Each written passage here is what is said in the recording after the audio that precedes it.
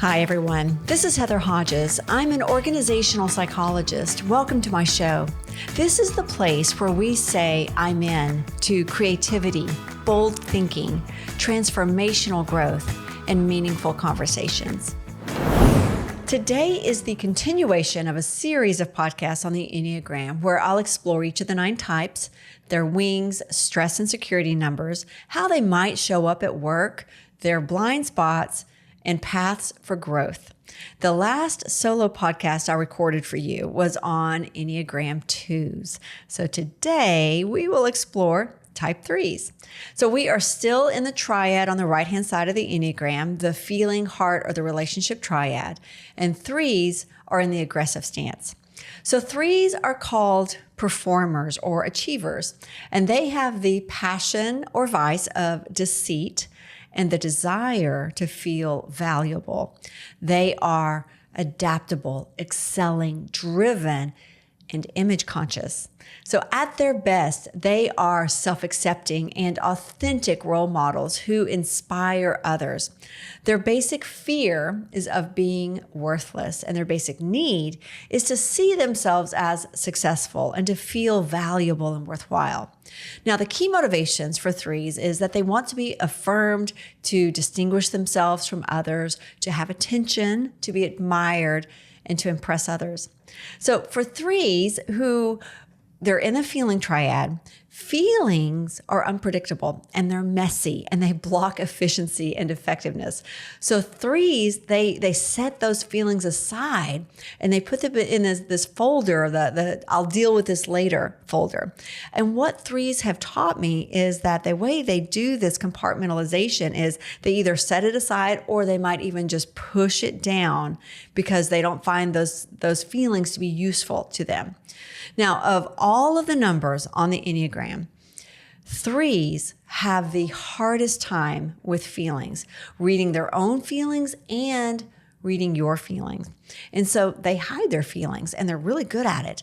They can hide anger, fear, sadness, disappointment, embarrassment until they're alone.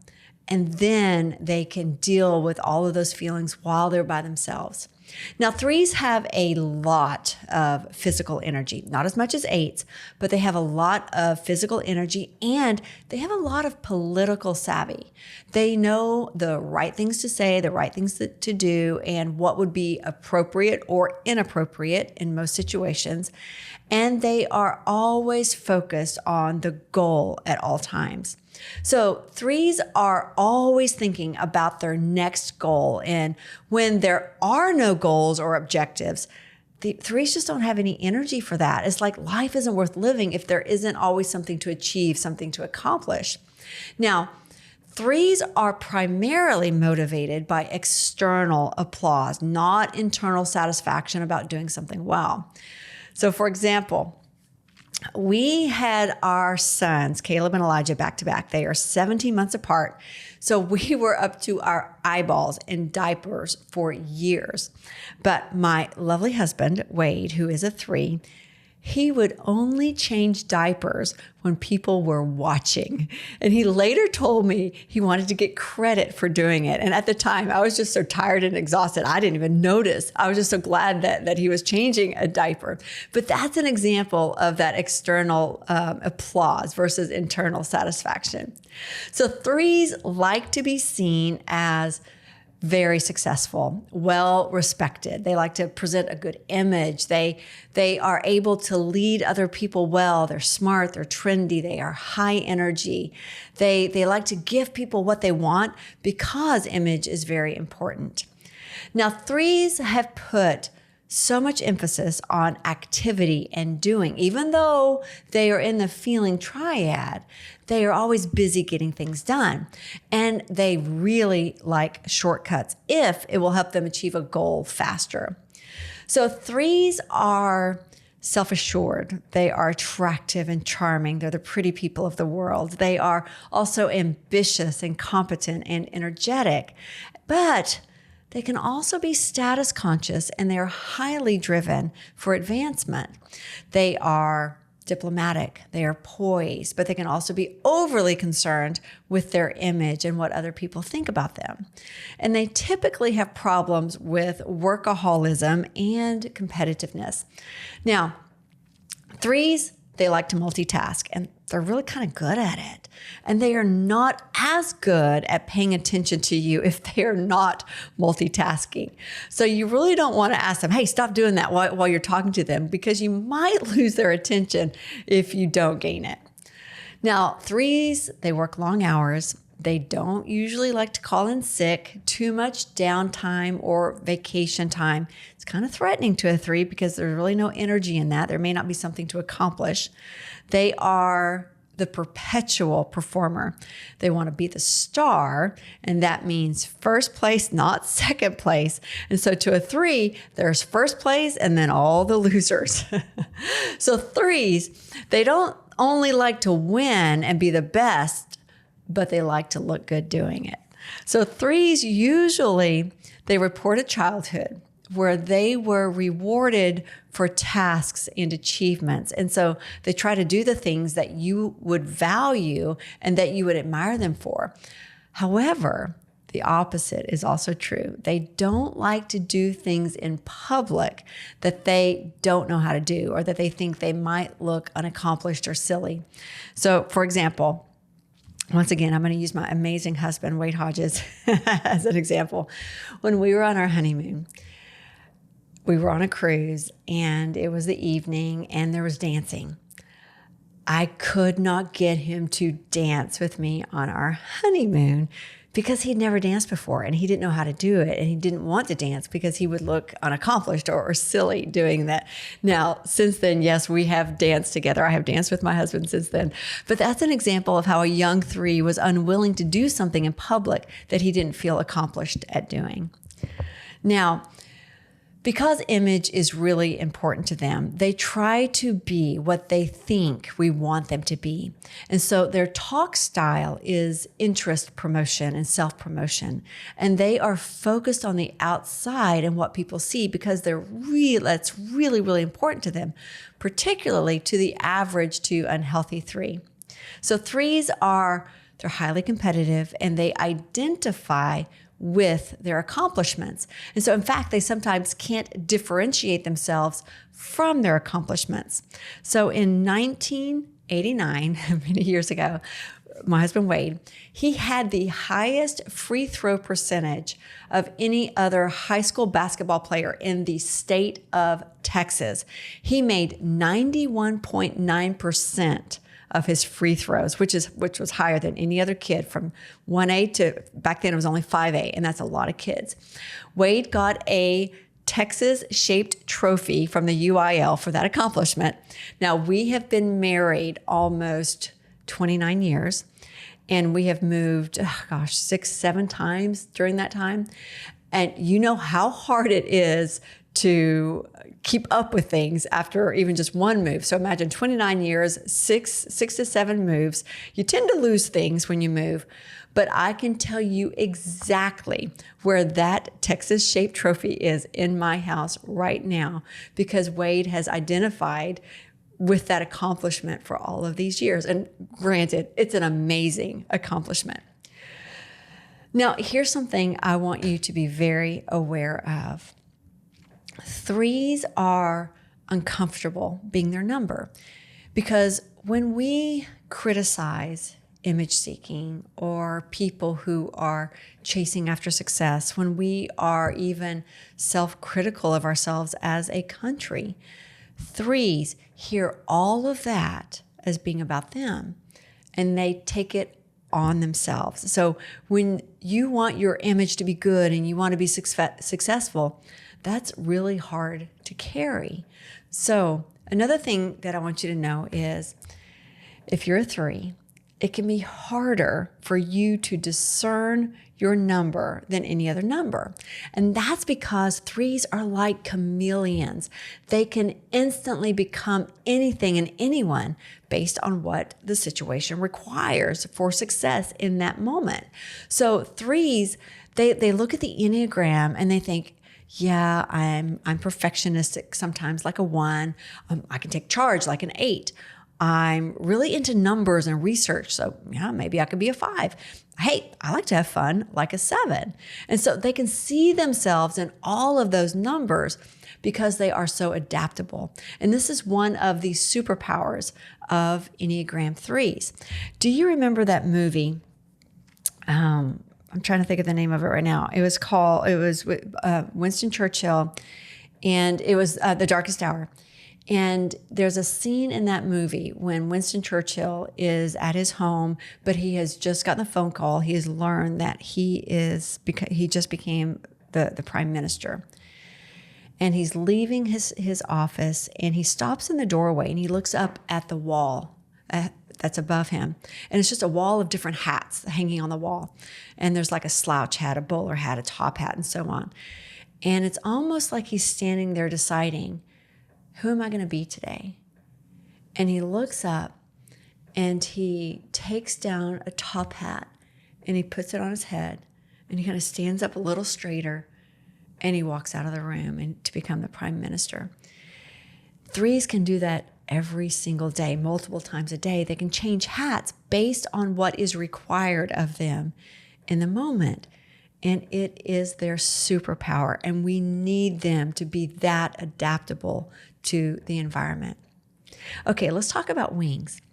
So your wings are on either side of your core number, and everyone has access to both wings. Yes, you have 2 wings. So it's inaccurate to say I'm a 3 only with a 2 wing, or I'm a 3 only with a 4 wing. You have both wings, but you may be overly reliant on one wing over the other. One wing may just be stronger. So your work is to grow both of your wings so that you're balanced and mature. So of course, 3s have a 2 wing and a 4 wing. So a 3 with a strong 4 wing, that's a difficult place to be, because 4s, as we'll see in the next solo podcast, are called romantics, and they care about depth and authenticity. And because 3s are chameleons and 4s value authenticity, a 3 with a really strong 4 wing, they experience a lot of confusion and interior dissonance. So they simultaneously project this image to please the crowd, all the while their 4 wing is yelling, "Stop it, you're a phony, you're a fraud." So 3s with this strong 4 wing, they are more introspective and they are more in touch with their feelings than a 3 with a 2 wing. They're sensitive, they are artistic, they are emotionally intense, and they work really hard at crafting the right image. Now, 3s with a strong 2 wing, they're charming and intimate. They make great entertainers and politicians and salespeople and pastors. But when their need for attention and recognition overtakes them, they can become angry and hostile. So more than a 3 with a strong 4 wing, they need to be the stars. And 3s with a strong 2 wing, they can almost embody the characteristics of a 2. And so others see them as more loving and generous and kind, and they're able to use some of their energy to help other people be successful. Now, let's take a look at stress and growth. So what do the arrows mean on the Enneagram? So when 3s are moving in the direction of stress, they can suddenly become disengaged and laid back and maybe even apathetic at 9. So they lose their normal optimism and confidence, and they become self-doubting. So in this space, they lack motivation, and they might lose interest in working out, eating healthy, and just paying attention to their appearance. However, when they're moving in the direction of growth and security, 3s become more cooperative and committed to others, like healthy 6s. So in this space, they are warmer, they're more in touch with their feelings and the feelings of others, and they become less competitive and defensive. So in this space, Threes have more energy to devote to family and friends, and they no longer need to be in control or be the star, and they're more concerned with the good of the entire group. And I think one of the most special things about a three who's moving in the direction of growth is that they are finally able to experience being loved for who they really are instead of what they do or what they've accomplished. All right, what does a three look like at work? So more than any other Enneagram number, threes feel the most at home while they are at work because threes crave achievement and recognition. And for most adults, that happens while we're at work. And for those who don't work outside the home, like maybe a stay-at-home parent, their validation usually emerges in other ways, like maybe having the best yard, maybe the highest achieving kids, or even being like the tennis star of the city.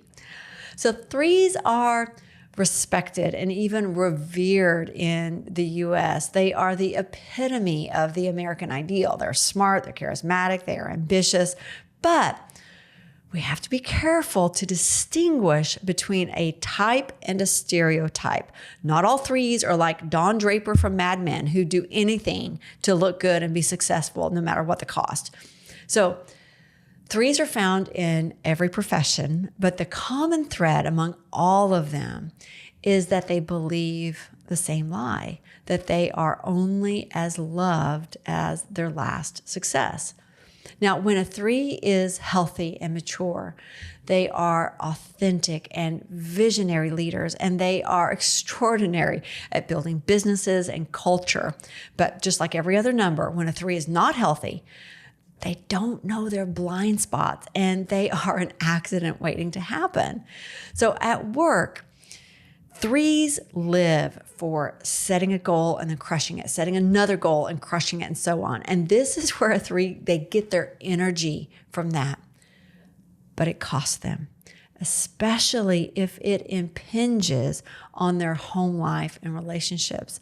And that's the kind of situation that we're bringing up feelings for the three who automatically takes those feelings and just files them in that I'll do later folder. But the problem comes when threes don't go open that deal with later folder and clean it out. Those feelings are going to start piling up. So the three's inability or unwillingness to deal with their feelings is why other people, especially at work, they experience them as superficial or shallow or just difficult to connect with. Now, like eights, threes can sometimes run over people on their way to a goal. They demand loyalty from their team. They would rather say too little than too much. And because they are so charismatic and because they are so in tune with what others want from them, they know exactly how to inspire and motivate their team. So if you love a three or if you work with a three, they need to hear that they are loved for themselves. Now, let's explore some possible blind spots because we all have blind spots. So here are a few that you may experience if you're a three. Threes, you can become impatient with others who you perceive as incompetent or incapable. Threes, a lot of time, you avoid discussing your own failures, but there's this vulnerability and authenticity. It's humanizing and it builds trust with others. And threes, you often don't realize how driven you appear to the rest of us. You also may be unaware of how your actions, they kind of rush or dismiss others. And finally, threes, one of your blind spots is that you can be perceived as abrupt or insincere. So threes, here are 5 tips for growth and development in your life and leadership. Please pay more attention to your impact on people. You can be overly focused on achieving goals and being efficient at the expense of relationships. So try to give more attention to the human side of your work. So each time you make a decision, conduct a human impact analysis and then respond to those results. And number 2, decrease your competitiveness just a little bit. The world is not just full of winners and losers, and not everything is a competition. Really, it's not. Make sure your conversations do not downgrade into debates, but rather work towards collaboration. And third, be your authentic self. It's so beautiful. When you sense that you are trying to impress someone by adapting your persona to fit the situation, stop it. Start noticing the facades and the masks that you put on to impress others, and look for opportunities to show the whole truth about who you are. And when you do this, threes, your authentic self becomes healthy and mature, and we see you for the visionary leader that you are. And fourth, spend the time to get to know yourself. Who are you when you're not achieving a goal or needing to make an impression? And finally, threes, learn to differentiate who you are from what you've accomplished. You are so much more than your success, and we love you for who you are and not just for what you've accomplished. Well, there you have it, Enneagram threes. This is part of a series of episodes where I'm exploring each of the 9 Enneagram types. And if you missed the other episodes on the Enneagram, please go back and take a listen. And thank you for joining me in this conversation. And if you enjoyed today's episode, don't forget to subscribe, leave a review or a comment, and share it with somebody who could use a dose of creativity and inspiration. So until next time, keep saying I'm in to creativity, bold thinking, transformational growth, and meaningful conversations. May you be wildly creative in your life and leadership. I'll see you soon.